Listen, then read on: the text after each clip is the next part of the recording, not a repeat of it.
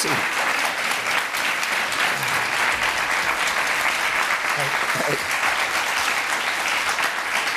So I want to get to the questions in a second, but I just want to start out with two questions for you. It was 2 years ago tonight, I believe it would happen in the 7 o'clock hour on the East Coast of the U.S., that you were fired.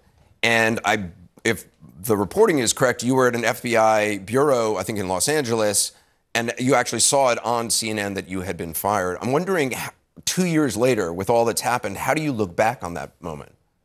I was numb because I didn't expect to be fired. I was actually in a room about this size talking to custodial staff employees about the importance of the FBI's mission. I looked over their heads and saw, first it said Comey resigns, which I thought was probably a prank, and then it said Comey fired.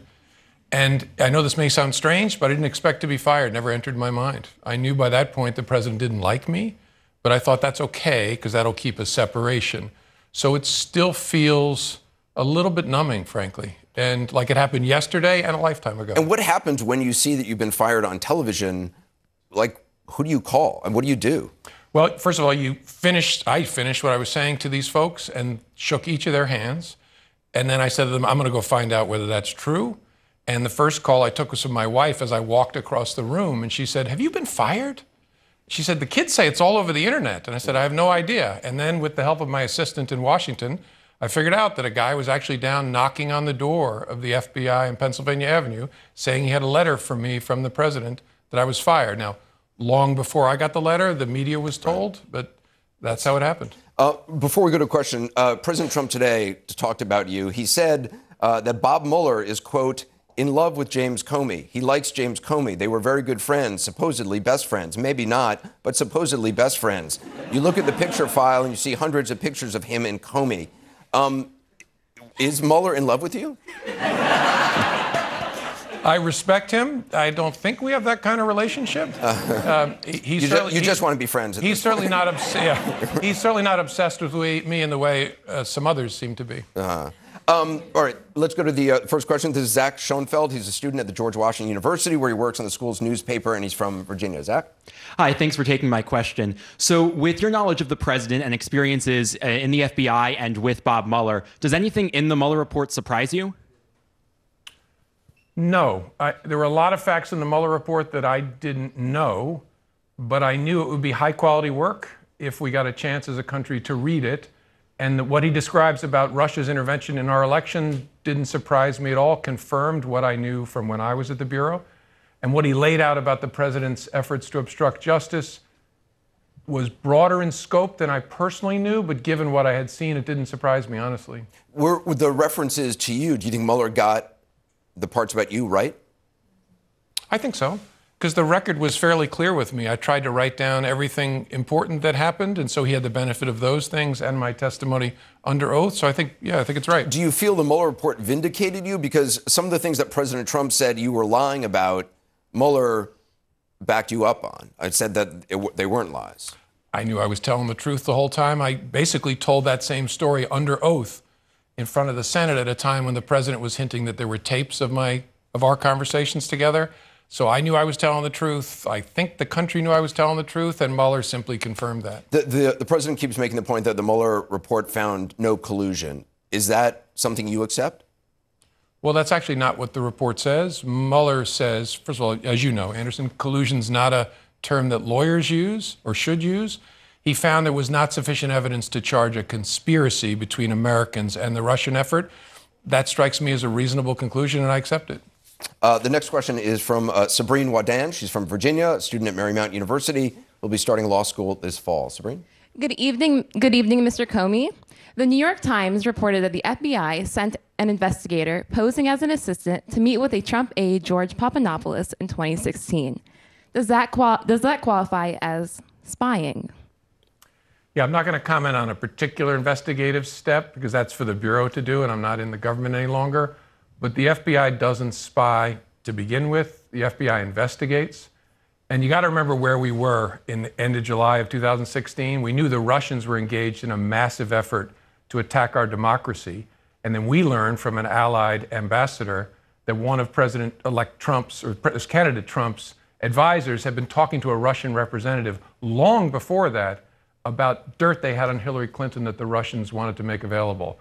We all should have been fired if, when we learned that, we didn't investigate to figure out, is there a connection between any Americans and this Russian effort?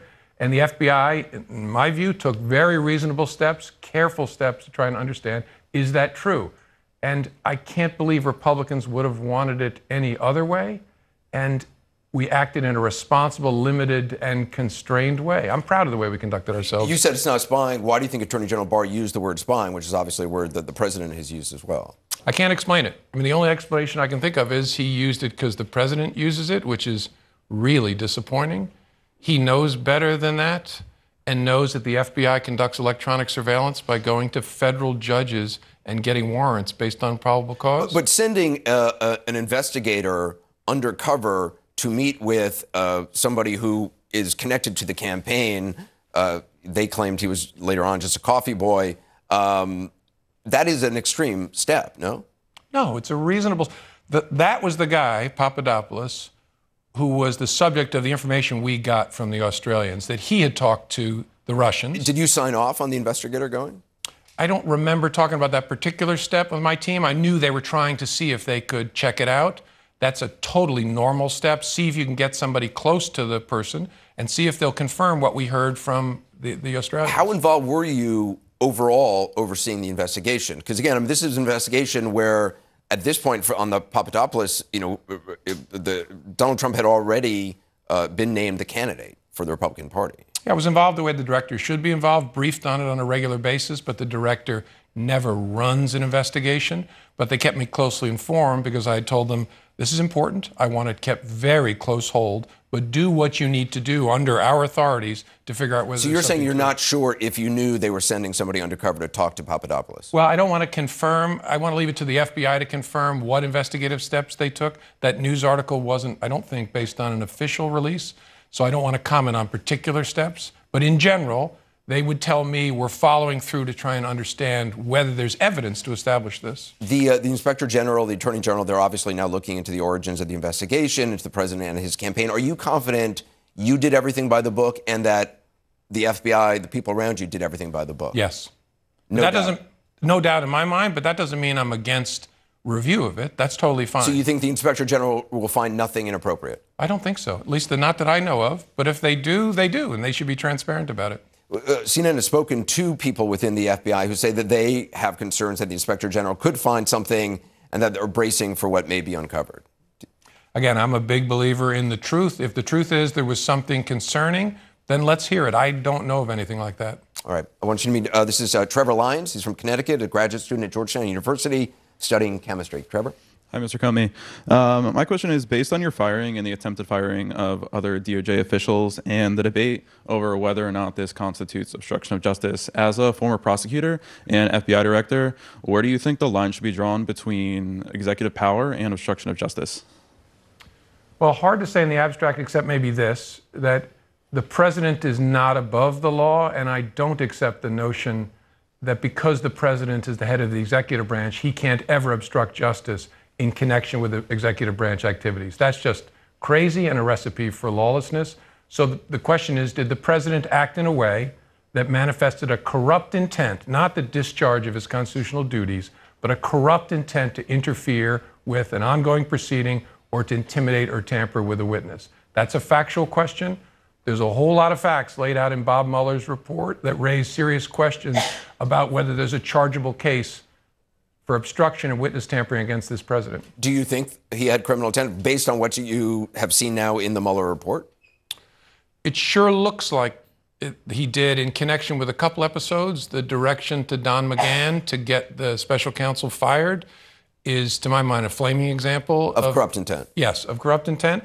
And I know even the Attorney General has said, well, what the president meant was he wanted Don McGahn to convey his concerns. Well, really? Don McGahn went and called his lawyer, packed his office, and said he was going to quit. I don't think that's the reaction of the White House counsel when it's about conveying So concerns. in your opinion, there was corrupt intent, at least in several of those episodes by Sure looks that President way Trump. from the report's factual recitation. If, they're now, I think it's up to 800 former federal prosecutors who've worked in both Republican and Democratic administrations who have signed a statement saying that Mueller's findings would have produced obstruction charges against President Trump if he weren't president. Do you agree? Yeah, I agree. No doubt. No doubt.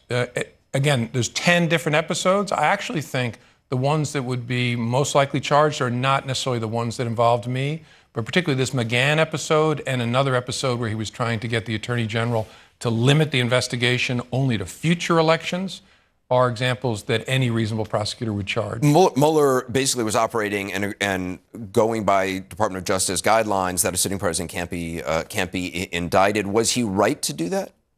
I don't know. He was trying to, as best I haven't talked to him, but reading his report. But he loves you.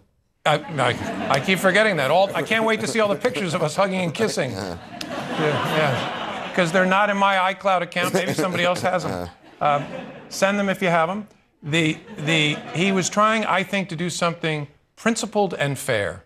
And I can tell you from personal experience, sometimes when you try to do that, people misunderstand you. He said, I can't indict the president because of Department of Justice policy. And given that, it would be unfair to accuse him of a crime in a document when he can't vindicate himself through a trial. So what I'll do is look at it and say, could I say there's nothing there, which I could clear him? But if I can't say that, I ought to just lay out the facts for a future prosecutor. It's often overlooked that he says that in the report, so that a judgment can be made after he's president about whether to charge him, and so that Congress can discharge its duties. Now, the problem is that's very nuanced and principled in an effort to be fair, that the Attorney General distorted with the way he described it, and that confused a lot of people. Do you think he should be charged when he's out of office? I think based on what Mueller has shown. Well, I think the Justice Department will have to take a serious look at that. Whether it's a wise thing to do to a former president, I don't know. That's a harder question, a much bigger question than the facts of the case. But do you think the evidence is there to prosecute? Sure looks like it's there with respect to at least a couple of those episodes of obstruction. I want you to meet Andrei Strakov. He works here in Washington as a program director for the Grant Training Center, which is an organization helping professionals obtain federal and foundation grant funding. Andrei, your question. Hi, Director Comey. Having lived in Russia, I can tell you that the public opinion of President Trump there is lukewarm to negative at best. It also seems that the personal relationship between Putin and Trump has cooled, so personal collusion is pretty hard to buy into. As such, do you think there are any other Russian goals behind U.S. election interference beyond trying to destabilize our faith in American democracy and undermine our world leadership geopolitically? Well, they had three goals last election cycle, and Donald Trump was actually third on the list. The first, as you said, was they want to dirty up this democracy so it's not an example for other nations around the world. Second, they wanted to hurt Hillary Clinton, who Vladimir Putin hated. And last, they wanted to help Donald Trump, who even they weren't sure could win the election.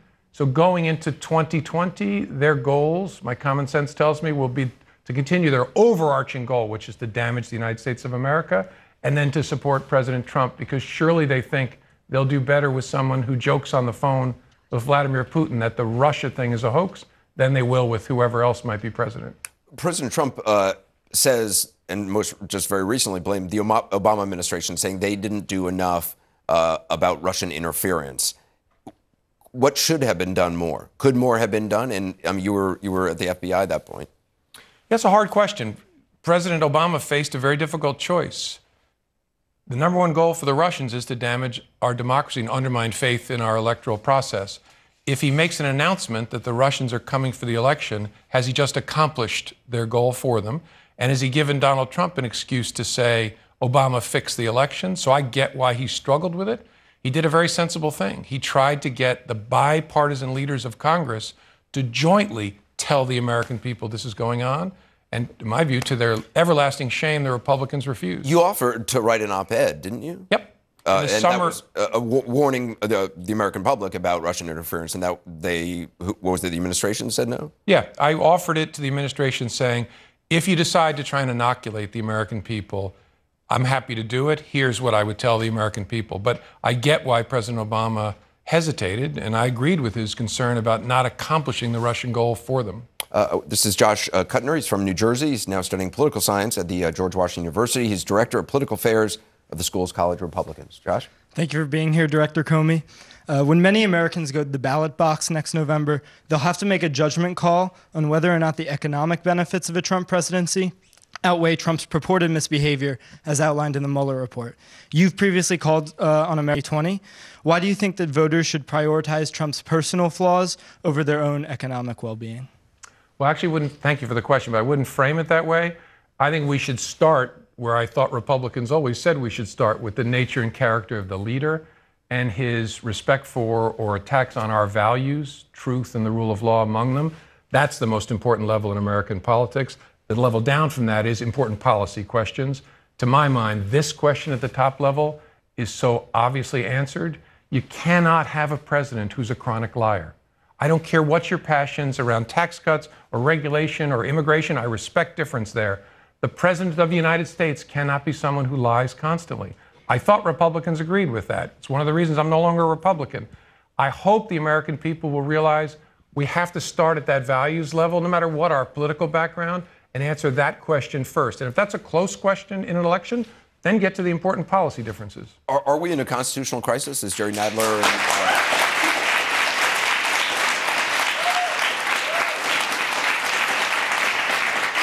Are we in a constitutional crisis, as Jerry Nadler and House Speaker Pelosi say we are? I actually don't think so. I think we're in a time where our constitutional design, the genius of our founders, is going to be tested, and I think it's up for it, right? The Congress has made demands. The newly awakened Congress, thank goodness, they're living out the design of the founders, trying to conduct oversight. The executive is resisting, and that battle is going to be fought out in the courts. All three branches of our government are going to be involved. A crisis would be if the United States courts say, no, Mr. President, you must comply with this demand, and he says no then.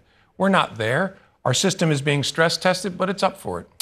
We've got a question I want to preface a little bit just for our viewers at home in case they haven't been following it. The question is going to be about Peter Strzok and Lisa Page and Andrew McCabe. Just for folks at home, Strzok and Page are former FBI officials who exchanged texts bashing then-candidate Trump in 2016, raising questions of bias. Strzok played a key role in the Hillary Clinton investigation, worked briefly on Mueller's team. Strzok was eventually fired. Page resigned. McCabe was Director Comey's deputy at the FBI, lied to internal investigators about leaking information to the press. He was fired last year. So I want to go to our questioner. This is Christy McCampbell. Christy worked for more than 30 years in law enforcement, including roles at the State Department, the Department of Homeland Security, the state of California. She currently works as a strategic consultant for law enforcement agencies. Good evening. Considering the high standards that we set for law enforcement, what do you think should have been the consequences for Peter Strzok, Lisa Page, and Andrew McCabe? I thank you for the question. I think given the standards that we have, and especially we in the FBI have, there should have been and was severe discipline around their behavior. As Anderson said, very different episodes of behavior. Everyone has opinions about political issues and religious issues and sports issues. You can't bring them to work and have them affect your work. There have to be severe consequences. FBI employees must tell the truth always. And if they don't, I don't care what it's about, it's going to be investigated and there'll be severe consequences. That's the way it should be in an organization of 38,000. People are going to do stuff they shouldn't do, and a message has to be sent to them and to everybody who follows them. So I have no problem at all with severe discipline. Andrew McCabe has said that he didn't know about the text between Strzok and Page. He was their boss. He obviously worked closely with them. Do you believe it's possible he wasn't even aware of their opinions? He may not have seen text messages, but that he wasn't aware of the opinions that they held about then-candidate Trump?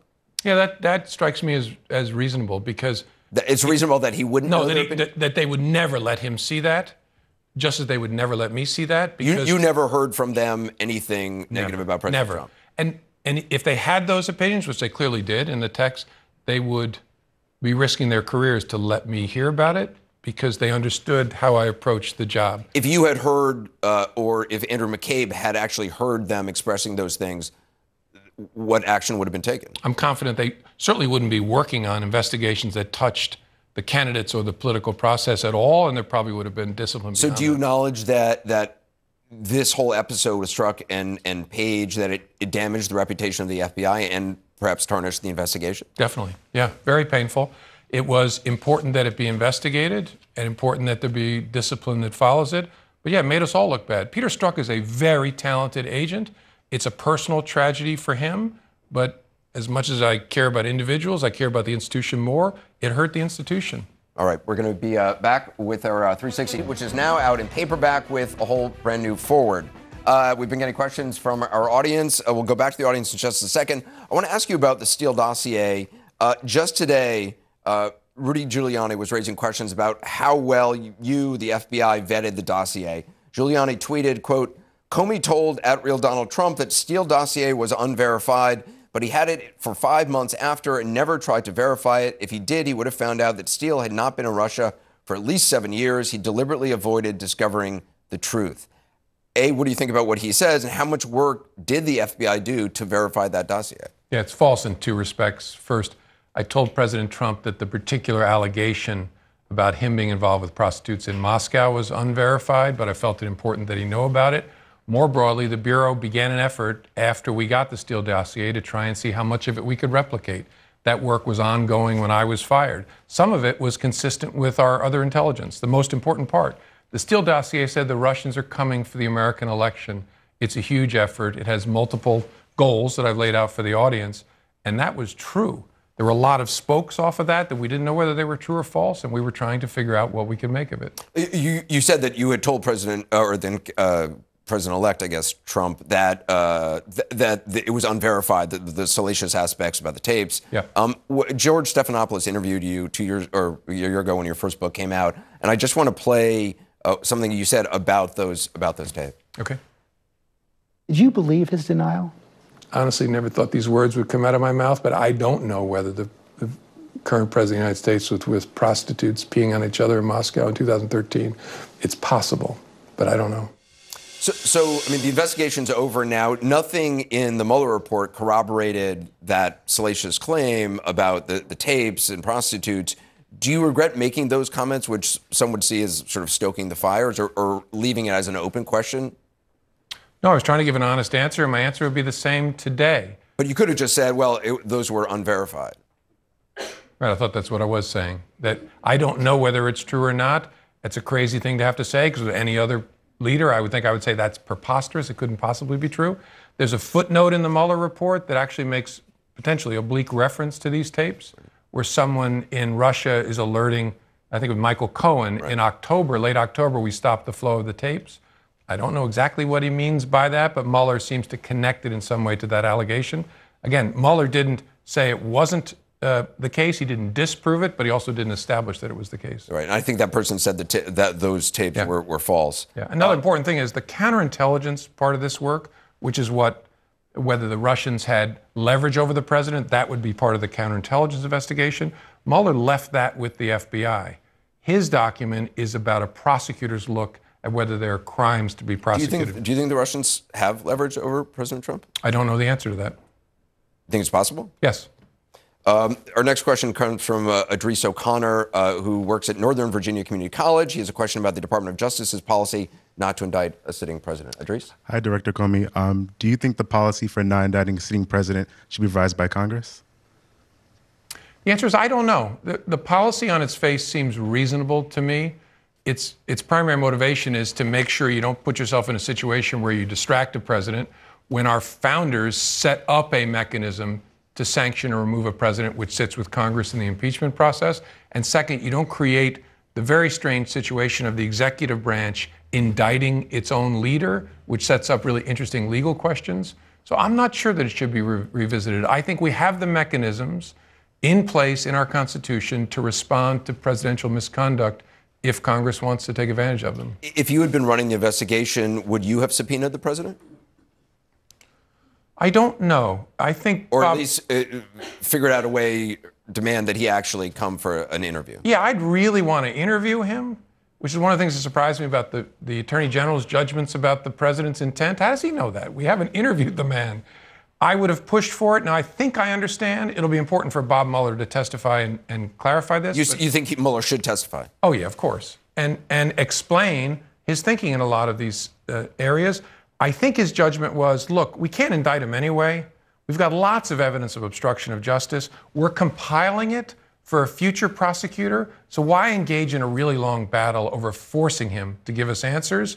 We'll collect this information, preserve it for the future, and not waste the time with that battle.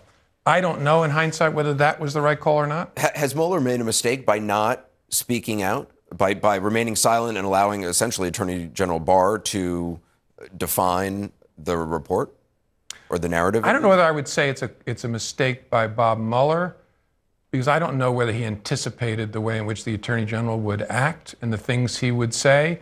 In hindsight, maybe Bob Mueller would have approached it differently.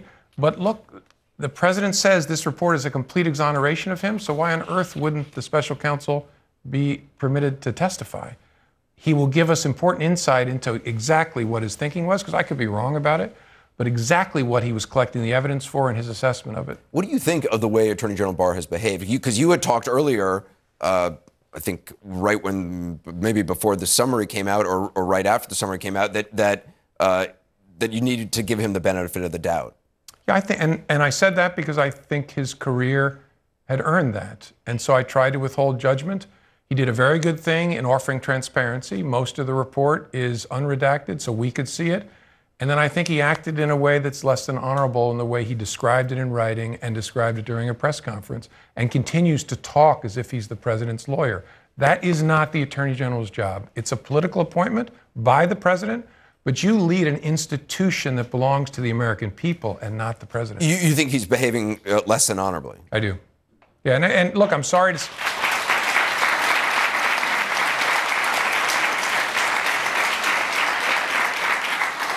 He's an accomplished and very smart person, and who had nothing to lose in taking this job but his reputation. But it doesn't make me happy to say this, but I think he has lost most of his reputation with the way he's conducted himself. Do you know why he's doing it? I don't. I can speculate, but I don't know. People are complicated, but it is deeply concerning. The Attorney General Barr said to Congress, the letter is a bit snitty, talking about the letter that Mueller had written him with his concerns about the way Barr had portrayed the report. He said the letter is a bit snitty, and I think it was written by one of his staff people. You know Bob Mueller. Would he sign off on some letter that a staffer had written that he did not 100% agree with? No. And to the extent the Attorney General is suggesting that Bob Mueller is a captive of his snitty staff, it's inconsistent with everything everybody knows about Director Mueller. And what's interesting is Bill Barr knows Bob Mueller better than most people. He knows better than to say that. I want you to meet Vasiliki Topping. She's from Virginia, studying law and society at American University. Vasiliki. Good evening. My question is about Attorney General William Barr, who has come under a lot of heat because of his testimony before Congress, and he's actually the Judiciary Committee has voted to hold him in contempt of court, in contempt of Congress, my apologies. So, in your opinion, what is the best course of action to deal with the situation if he actually did lie to Congress? Well, those are two separate things. If someone lies to Congress, the appropriate course is for Congress to make an official referral to the U.S. Attorney in the District of Columbia. If it relates to the testimony by the Attorney General, there'll probably have to be some separation where the Attorney General is recused from it and professional prosecutors take a look at it. Contempt, as I understand it, the issue here is separate. Is he refusing to testify and abide by subpoenas from Congress? There's also a mechanism for enforcing those things, but it's a separate question from this question of perjury. I'm not suggesting that the man committed perjury, but that's how it would go. Do you think he did commit perjury? I don't know. He certainly gave misleading testimony. Because he was asked by Senator Van Hollen, did Bob Mueller support your conclusion? That was on the 4/2019. Barr said, I don't know whether Bob Mueller supported my conclusion. And we now know that March 27th, Mueller wrote him a letter saying that the summary did not fully capture the context, nature, and substance of the findings. Well, I think there's room. Perjury is a hard thing to prove, and it should be. It requires a very specific intent.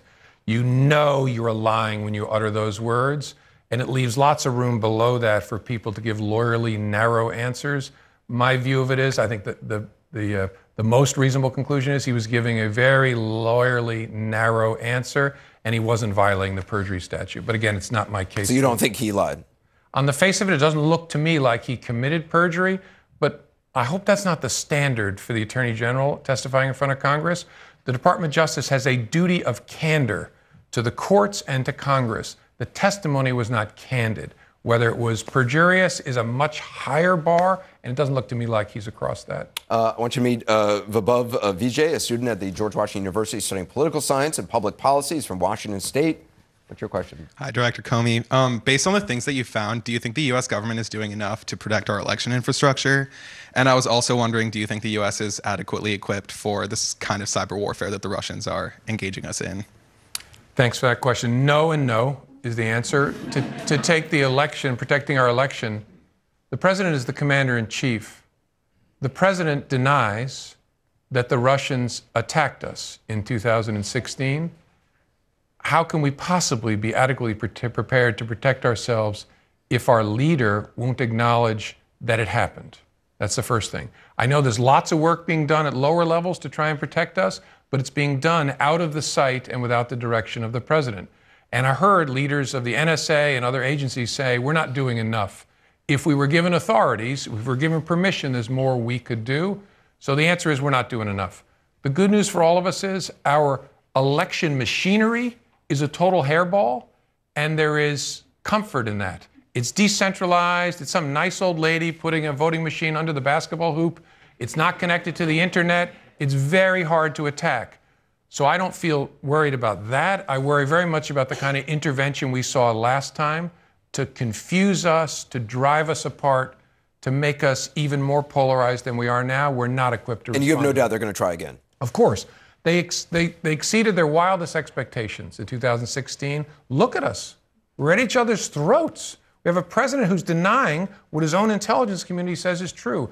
They will be back to build on that success. There was an extraordinary report in the New York Times that in the months before Kirstjen Nielsen was forced to resign as Director of Homeland Security, she tried to get the White House to focus on preparing for any future attempts by Russia to meddle in an election. She was, according to the New York Times, was told by Mick Mulvaney, the acting chief of staff, not to talk about it in front of the president because it would upset him, because, as Hope Hicks told Mueller, that is his Achilles heel. He believes it reflects poorly on the legitimacy of his election or raises questions about legitimacy. Does it really matter, though, if the president is not holding cabinet-level meetings about Russian interference, as long as the folks at the FBI and the Department of Justice and the State Department are working to prevent interference? Of course it matters, because the president is in charge of the executive branch. And so if you're trying to protect the American people by sneaking around so the boss doesn't find out what we're doing, you're going to be dysfunctional by definition, and you're never going to get the resources and the authorities you need, because those come from the top. So it's a crazy situation to be in, where the president is the only person in the executive branch who denies that the Russians attacked us, but it has really important consequences. Our next question is from Brian Callahan. Brian works as a congressional lobbyist for a nonprofit which is focused on addressing global poverty and hunger. He's also a graduate student at George Washington University. Brian? Hi, Director Comey. If you could, would you go back in time to July 5th, 2016 and not hold your press conference, or would you rephrase your words describing the conclusion of the FBI's investigation into Secretary Clinton? Yeah, that's a great question. If I could go back in time, I would find a way not to be involved at all. But if I don't have that magic wand, I think I'd likely do it the same way. Here was my problem. I and the FBI needed the American people to trust that this wasn't a political fix job, that this was done in a credible, fair, independent way. Secretary Clinton had engaged in conduct that was way beyond what the normal carelessness was. And so how do we explain to the American people that it's not the ordinary stuff, but it doesn't rise to the level that you would be locked up for it? So I have to characterize the behavior in some way, not to attack her, but so the American people would understand this is the basis for their judgment. It's not criminal, but it's not the ordinary stuff. I probably should have said really sloppy or something, but I had to characterize it. The goal was to offer transparency, to foster trust. I actually think you've seen it now. We all realize the importance of it now with the Mueller report. The Mueller report contains far more detail about individuals who are not charged than we ever even considered offering in the Clinton case. But it's important for all of us to understand the basis of the decisions being made. So you would have used words other than extremely careless? Yeah, only because this is a technical thing, but the Republicans in Congress got all wrapped around the axle on those words because they said, aha, that sounds like gross negligence, which is a violation of the law that was passed in 1919. I'd have said something more plain spoken and say, really sloppy. The Inspector General, though, called your decision not to inform the bosses about the Clinton press conference. They called it extraordinary, insubordinate. They also said your letter to Congress about reopening the Clinton emails, investigation into the emails, was based on your personal views, even if it meant rejecting longstanding department policy or practice. Yeah, that's fair criticism. The first part. Is it true? That it was insubordinate, extraordinary and insubordinate, and that it rejected longstanding department policy or practice? Yes, except for the insubordinate part. We were facing a 500-year flood. We had never been in a situation like this. And we were put, the FBI, in a position where we had to do something I'd never imagined. But isn't before. that why policies and procedures are in place for exactly 500-year floods? No. Policies are great because they reliably produce good results in most situations. Norms are great because they reliably guide you in most situations. This was not most situations. We had a little bit of gallows humor. We would say, "Give me the book that explains how we deal with this." We were in a situation none of us ever imagined. We did our best to try to act in the interests of the institutions. And as painful as it is to me, even today, I think I would do the same thing again. And if I had in October concealed from the American people that we'd restarted that investigation in a way that might lead to a different result, I think I would be criticized as brutally as I've been criticized, even more brutally for that decision. I want you to meet this is Victoria Ortega. She's a lawyer here in Washington, a board member of the Hispanic Bar Association. Victoria? Good evening. Have you seen Hillary Clinton face to face since the election? And if so, can you describe the experience? No, I've never met Secretary Clinton ever. And so I've never been You've never ever met her? Ever. I've never been in her physical presence. Actually, never spoken to her on the phone or otherwise. What would you say? Well, I would hope that I could have a conversation with her. Look, I feel badly that she feels like, she said in her book, I think, that I shivved her. I would hope to give her the chance. I would hope to give her the chance to understand why we made the decisions we made. It wasn't about trying to hurt her or hurt Donald Trump or help Donald Trump. I was married to still am married to an amazing woman who really wanted a woman to be elected president of the United States, and she did not get it at all. Once she understood, I was able to tell my wife why we made these decisions. Her reaction, which is the reaction of a lot of people when they finally see it, was, "Oh, I get it." I would hope I could have that conversation with Secretary Clinton. All right, we're going to take a quick break. We'll be right back. We're back with a new forward. Our next question comes from Jason Brown. He's an elementary school teacher. He interned for former Congresswoman Gabby Giffords in Tucson, Arizona, and in her Washington office. Jason? Good evening. As an educator, I cringe on a seemingly weekly basis now as I see school shooting after school shooting being reported on the news, including the most recent one in Colorado this week. What can be done to stop this endless, these senseless acts of murder, and is there a bipartisan solution? Yeah, incredibly difficult question. I can speak as a former law enforcement leader. One of the things we can do much better at is connecting our educators, our law enforcement, and our public health, mental health community. I've learned from educators and cops and docs all over the country that there's all kinds of impediments to sharing information in a good way, so we can identify troubled souls earlier and get them the help they need, the intervention they need much more quickly. The answer, in my experience, as someone who's been around firearms most of my life, is not to arm teachers. FBI...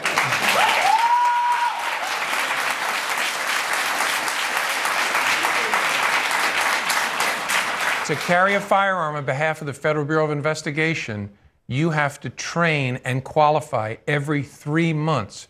You have to shoot hundreds of rounds to be trusted with that weapon on the streets of America. To trust someone with a weapon in a classroom filled with children would require, in my view, far more training and certification than that. It's just not a workable solution. Our next question comes from Melody Magley. She's a student at the George Washington University studying political communication, currently interning for the Nonpartisan Women's Congressional Policy Institute. Melody, welcome. How do you believe the Trump presidency has affected political corruption and the ability for bad actors to get away with corruption? I think the Trump presidency risks sending a message that leadership doesn't have to have a moral component, that it's not important in this country for a leader to have external ethical reference points, and that it's okay for a leader to only have one reference point, which is what will be good for me. Leaders matter because of what they say, but most importantly, they matter like parents do because of the way in which they're watched.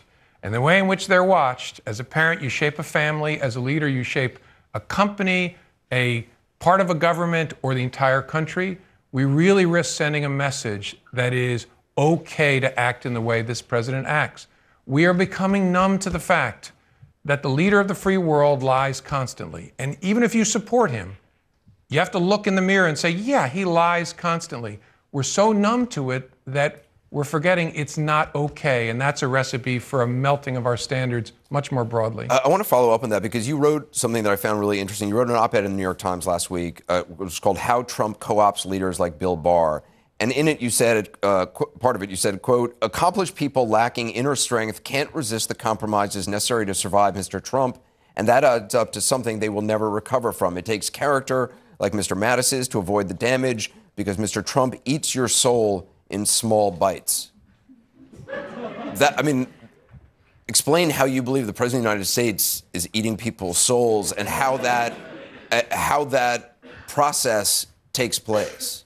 Yeah, and it doesn't make me happy to write that, but it's what I believe. This president, because he's an amoral leader, shapes those around him. And that shaping sometimes pushes out someone who is a strong person of integrity, who stands up and says, not going to have it. But far more often it shapes and bends and pulls in weaker souls. And he does it. I've seen him. It's happened to me. The man lies constantly. In public, you've seen it. In private, the same thing happens. And he talks constantly. And so I sat there at dinner with him, and he went on about how he had the biggest inauguration crowd in history. He didn't make fun of a disabled reporter. And all of these lies are coming at you, and you're sitting there over your salad thinking, that's not true, that's not true, that's not true. But you don't interrupt the President of the United States and say, Mr. President, I saw the tape. You made fun of a disabled reporter. Instead, it washes over you. And all of a sudden, you finish the dinner or the meeting, and you realize, oh my God, I'm part of a silent circle of assent. Did I just agree that that's true because I didn't speak? And then there are these rituals of praise of the leader. And pretty soon you're wrapped so tightly in this web that there's no way out for you. Were you aware of that in that moment? I mean, when you left the dinner, that, wow, my silence seems like assent. Yes. And so the next time I was alone with him and he told something that was obviously false, which was very, very important, he was saying in the Oval Office, a torrent of words coming at me. I remember the day, February 8th of 2017, a torrent of words. And among the words were his saying, we are the same kind of killers that Vladimir Putin is. He was defending his moral equivalency between us and Putin. And I interrupted and said, Mr. President, no, we're not the kind of killers that Putin is. And when I said that, a shadow crossed the president's face and the meeting was over because I had just popped that cocoon he was trying to draw around us. And so I knew at that point, I went back to the FBI and said, my relationship with this man is over, and that's not a bad thing. So, I mean, you said it starts with silence. It's then the president seeking praise, making everybody around him praise him, which we've seen actually in cabinet meetings where he has people go around. But why do so many people want to stay? I mean, you look at Rod Rosenstein. I mean, the White House tried to, according to Mueller, tried to get him to lie. The president tried to get him to lie and say that he was the one who was wanting you fired and is the one who brought it up. Yeah. He refused to do that. But then in a speech as he's leaving, he praises the president for respecting the rule of law. I think people like that, like Rod Rosenstein, who are people of accomplishment but not real sterling character, strong character, find themselves trapped. And then they start telling themselves a story to justify their being trapped, which is, yeah, he's awful, but the country needs me. The Republicans are doing this in Congress now. Yeah, it's awful, but if I speak, I'll get defeated, and this nation needs me here right now. And so they start to make little compromises to stay on the team, echo his words, use the term spying, talk about collusion, or just be silent, thinking that's what I need to do to survive. And in the process, he has eaten their soul. They're lost. And so that's what explains what happens to so many of these people. They become trapped. They're not strong enough to push out of it. And they end up making compromises that they lose everything. So Rod Rosenstein, you're saying, is a person not of a strong character? Yeah, I don't think he is. Of accomplishment, very bright, but he's not strong enough. Jim Mattis, our former Secretary of Defense, go back and look at tapes. When they would go around the table and praise the president ritually, the only person who didn't was Mattis. General Mattis always said, Mr. President, it's an honor to represent the men and women of the United States military. Never said it's an honor to work for you. And I don't know whether President Trump noticed it.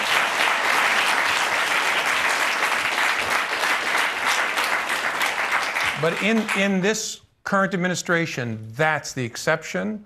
The rest are, the web is tied around them. They tell themselves all kinds of stories, and they make compromises that destroy, I believe, their own reputations and don't serve the rest of us well. We should point out Mattis is no longer serving this administration. That's correct. We'll be right back, which is now out in paperback with a new forward. We're going to get more questions. I do need to ask you, though, about something that Sarah Sanders said that was in the Mueller report, because it's directly about you. The report reads, and I'm quoting from the Mueller report, when a reporter indicated that the vast majority of FBI agents supported Comey, Sanders said, look, we've heard from countless members of the FBI that say very different things. Following the press conference, Sanders spoke to the president, who told her she did a good job and did not point out any inaccuracies in her comments. Sanders told this office that her reference to hearing from, quote, countless members of the FBI, unquote, was a, quote, slip of the tongue, unquote. She also recalled that her statement in a separate press interview that rank-and-file FBI agents had lost confidence in Comey was a comment she made, quote, in the heat of the moment, end quote, that was not founded on anything. When you read that, what did you think? I wasn't shocked. I mean, I knew it was a lie when it was first said at the time. And it was, I guess, gratifying to see the special counsel have her admit that it was. But I gather she's back on saying it was a slip of the tongue again. And if I need to explain to you what her deal is, I can't help you. Why don't you meet James Smathers, a student at the George Washington University who also works on a student-run political action committee. He's from California. James. Hi. In your book, A Higher Loyalty, you talk about the importance of political norms in our government. Do you think if House Democrats don't move towards impeachment for obstruction of justice, they will be putting politics over principles? It's a very hard question. I don't know what the right answer is. And I'm not qualified to answer it, because I think it's only people in the House that can answer that question. I hope they'll stare closely at the facts and at their responsibilities under our Constitution. But I've said this before, I kind of hope there isn't an impeachment, because I think it will leave us in a situation where we're kind of off the hook. We need an election where the American people stand up and say, look, we got important differences over immigration and guns and abortion, really important issues that we should respect difference on, but we have something in common that's non-negotiable. Our president must reflect the values of this country. Our president must tell the truth.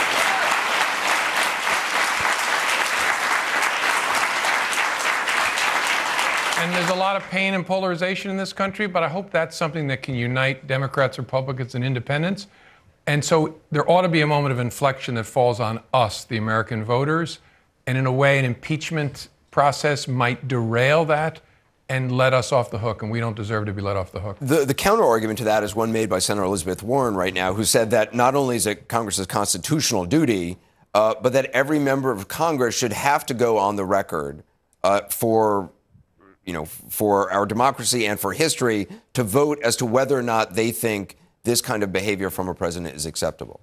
Is there value in that idea? There is certainly value in the second part of that. I think everybody in leadership roles in American life ought to read the Mueller report and then answer this question. Is that behavior consistent with what we should expect from the President of the United States? Republicans should be able to answer that, and Democrats. There's great value in that, again, because it will elevate the conversation to focus on values, which are the things most at risk with this president. The majority of people, American people, have not read the full Mueller report, 448 pages. Should McGahn, Mueller, should there be, do you want to see them all testify? Because that's another argument some Democrats are making, which is there's a lot of power in having public hearings in which people can watch it on television and actually hear from these people. I believe transparency is always good for a democracy. And so the more information the American people can get about how the government's working and how this president is acting, the better off we'll be. And so I think we ought to have as full a development of the facts as possible. I want you to meet Garrett Hoff. He's from California, studying political communication at the George Washington University. Garrett? Thank you. What do you think is the biggest misconception that has been spread about you in the media, and why do you think that misconception has resonated? Probably the biggest misconception is that I was on somebody's side during the 2016 election. Now, it's a weird thing where the Trump people say I was on the Clinton side and the Clinton people say I was on the Trump side.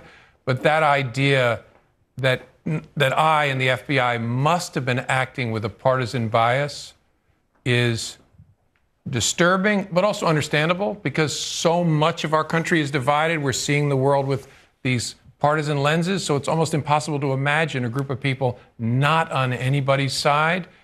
And so I get why that sense has been fostered, but it's painful and damaging to the institution. I want you to meet Yolanda Hawkins Batista. She's an attorney and president of the Women's Bar Association in D.C. Yolanda, welcome. Good evening. Are you considering running for public office? And if so, which office and under what party? I'm assuming it won't be the Republican Party. Well, actually, the question is easier to answer than that. No, never. I admire good people who run for office. We need good people on both sides of the aisle running for office. It's not my thing, but there are lots of ways to contribute to serve your community and your country without running for office. You canvassed for a Republican candidate in Virginia, a Democratic candidate, for a Democratic candidate in Virginia. Sorry, excuse me. Would you canvass for Democrats in the upcoming election? Yes. I think it's very important that, first of all, I thought it very important that one house of Congress be in the hands of the opposition party so the design of the founders would work. There would actually be oversight and tension. And I think it's very, very important that Donald Trump, again, not because of his policy positions, but because he is amoral, is unfit to lead this nation, that somebody else be elected president. To Yolanda's question, though, if things are as bad as you have been saying they are with this administration, if the threat to the country is as serious as you say it is, why not do more than write occasional op-eds and then have your voice out there? Why not take another step and run for something? Yeah, it's just not, it doesn't suit me for a bunch of different reasons. It's just not my thing. But I think there are plenty of ways to contribute. Look, I'm not loving this phase of my life. But I thought this was going. Well, no, I'm sorry. I'm kidding. I love being with you. Yeah, sure. And obviously, I love Bob Mueller, I found out tonight. This isn't fun, but I can't do anything else. After the election. What is the next phase then for you? I don't know, but probably involving students and teaching, which I love doing. But I have to try to contribute to a conversation which I hope will urge Republicans and Democrats to elevate the conversation and say, so what's the glue that holds America together? It's not our belief about taxes, or it's not our belief about regulation. It's our values. We care about the truth and the rule of law. Our leader has to reflect that common glue, that set of values. And we have to start there when we choose a leader. And we will get there, but I think we have to shorten this period where we've lost that focus on values in the White House, and there has to be an inflection point in November of next year. I want to introduce Juliet Sanchez. She has one of the most important jobs in America. She's a public school teacher in Washington. She's originally from Colombia, came to the U.S. 7 years ago. Juliet? Buenas noches. Good evening, Mr. Comey. You lost one of your children when he was an infant. Your wife and yourself have been foster parents. You come from Irish descent. What is your personal take on how immigrants, especially immigrant children, are being treated by the current administration? Every so often in our nation's history, the giant, which is the great lump in the middle of America where a bell curve stirs. In 1963, little girls were murdered at the 16th Street Baptist Church in Sunday school, and the giant stirred. And Republicans and Democrats voted for the Voting Rights Act and the Civil Rights Act and changed our country. The images and the reality of children in cages at our border is a stain on this country. And if there's anything good that can come from that, it will be a stirring of the giant. Tortures in Charlottesville, children in cages, wake up. Think about what America is and vote those values.